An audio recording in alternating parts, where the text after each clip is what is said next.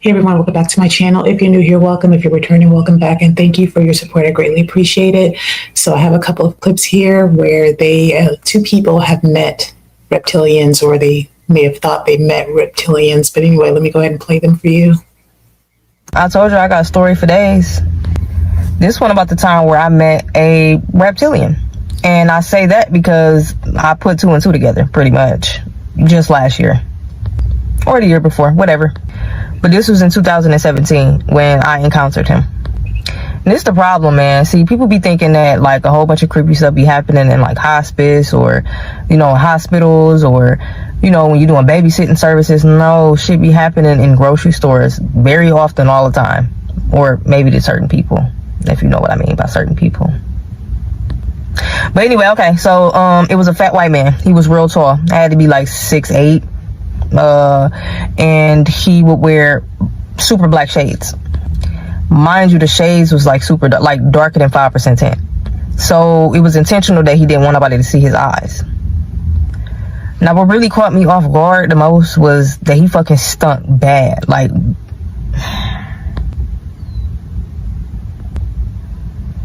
he smelled so bad. Like, oh my God, I'm getting nauseous thinking about it. Like, it smelled like he was already dead. Like, it smelled like he was. Okay, just so y'all know, demons, demonic beings have a bad smell in the spirit realm and all that, and it can manifest into the natural realm. But yeah, bad smell. They have their own type of smell. I don't know what it is. I mean, it may be like sulfur or something like that. I don't know, but it's a really bad smell. Literally rotting from the inside out. And which is why a lot of people who tend to have demonic spirits on them, they tend to do things like hoard. They are comfortable in filth, stuff like that.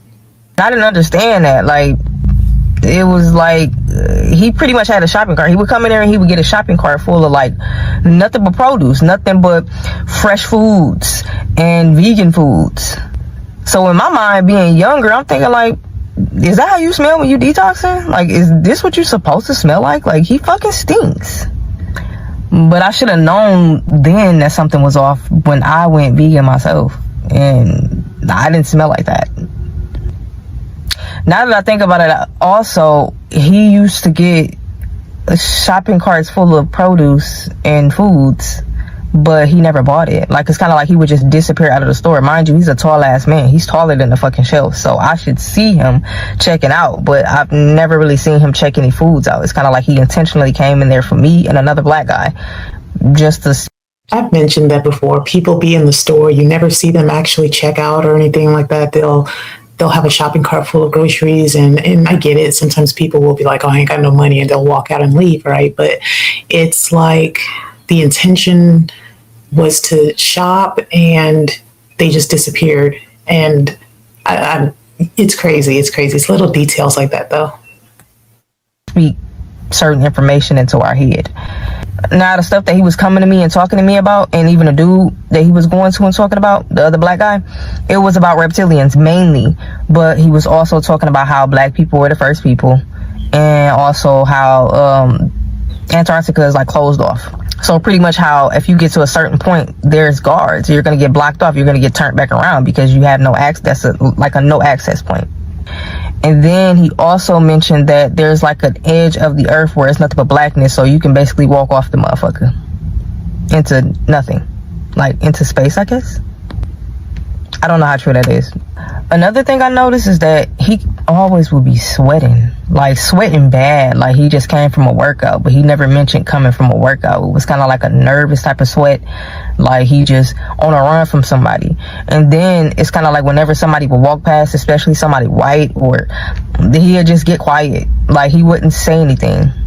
Mind you, I'm in a predominantly white area, so it's nothing but like, it was like in the middle of like where older people live. Older white people live. And he was like, oh, no. I just don't want any of these guys to hear me talking about that because, they don't believe. This is what I'm talking about. This is what I'm talking about when I say like they try to fit in. It's humans who try to, it's different from like being socially awkward or something like that. It's like they're trying to fit in to being human, and they have weird tics or little behavior patterns that are just off. Even, you know, people who don't believe they I don't know what the fuck he was saying. I'm just like, you fucking smell terrible. But of course I had to display that. I'm not rude. So yeah, half of the conversations I couldn't really remember because he stunk so fucking bad. Anyway, let's fast forward, skip ahead. Basically he tried to lure me in by trying to get me to buy kombuchas from him. So he would show me videos of basically him creating kombucha, like the process of how he do it. And I was like, okay, yeah, this is cool. And he'd be like, yeah, because they charge like $6 to $8 in stores, and I only charge $3, and mine's is way less sugar and is way more healthier. You should get some from me. I'm like, oh, but I didn't say that out loud. So of course I had to throw some dumbassness in there, you know, because I'm a little bit of a dumbass. I gave him my number. And when he was texting and showing me pictures and stuff, and he also mentioned having a wife and a child, I don't think I ever seen a picture of his wife and his child that he was talking about, even when I asked about it. Or if he did show me a picture, I don't think he was in the picture. It's kind of like he could have got that picture off of Google and showed me. And basically he was trying to lure me to. And he also was saying, like, bring your guy, bring your boyfriend, bring your family, bring anybody. You can bring anybody you want. You can bring the whole family. It's cool. You know, I'm just trying to get you on a healthier tip. And my gut, my mind, my heart and everything was like, oh. His number was all threes too. Literally all threes. And he literally texted me from it. And I'm like, it worked. And it was weird because I'm like, why the fuck is his number all threes? The last time he came in the store, pretty much I didn't sense it yet, but he was talking to me and all of a sudden he got spooked, like, I'll see you later. I'll see you later. And he kind of like walked towards the front end, and this was fucking weird, I guess. Now I felt the presence looking at me, and the motherfucker was like this. He was like, and when I looked at him, he was literally like, I should have knew then and there, like, everything was off. But I wasn't planning on doing nothing with that fucking anyway. And it's kind of like he disappeared when I blocked his number. Like when I was texting him, it was kind of like approval, like I was welcoming in his energy. But when I stopped texting him, and I blocked the number, like physically blocked the number, literally never seen him again. So I came to the conclusion that he a reptilian because he kept talking about the shit. And because he didn't want nobody to see his motherfucking eyes. And because he smelled like fucking ass. Oh yeah, he just kept putting emphasis on the reptilian thing. Like he wouldn't stop talking about it. Like it's kind of like he wanted to tell the truth, but he couldn't tell the truth. He couldn't tell me like, I'm a reptile, bitch. Okay, new story, guys. So this happened back in 2012, 2013, maybe 2014, around that time period. So I had just got home from the army, and my mom and I were in the car together. I'm not sure where we were going, but we approached the intersection. There was heavy traffic. I decided to, you know, do what regular people do, look around, look out the windows and everything. And I looked at my mom's passenger side window and I saw a guy sitting in a Honda, I want to say a Honda Pilot, but it was like a Honda SUV. At first the man's head was down, and I think he was texting on his phone. But what caught my attention was the guy's skin was not glittering, but it was shimmering. It was a very sunny day outside, so I think the rays were like hitting his skin, but it was weird because the skin was shifting. I kept looking at him because I was like, this is weird. And when he looked up, at first I saw him as a side profile. I could see that his face was longer, like his mouth and nose up there. Not very long, but like you could tell it was sticking out. And when he turned his head, I saw more of his face, and he looked like a bearded lizard or like a thorny lizard. That's kind of what he looked like.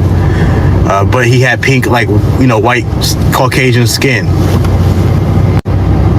I tapped my mom and I was like, Mom, look at this. But at this point she had already seen him, and she was like, Jamarcus, I see him. Just pray. My mom was very spiritual. We both have very strong discernment.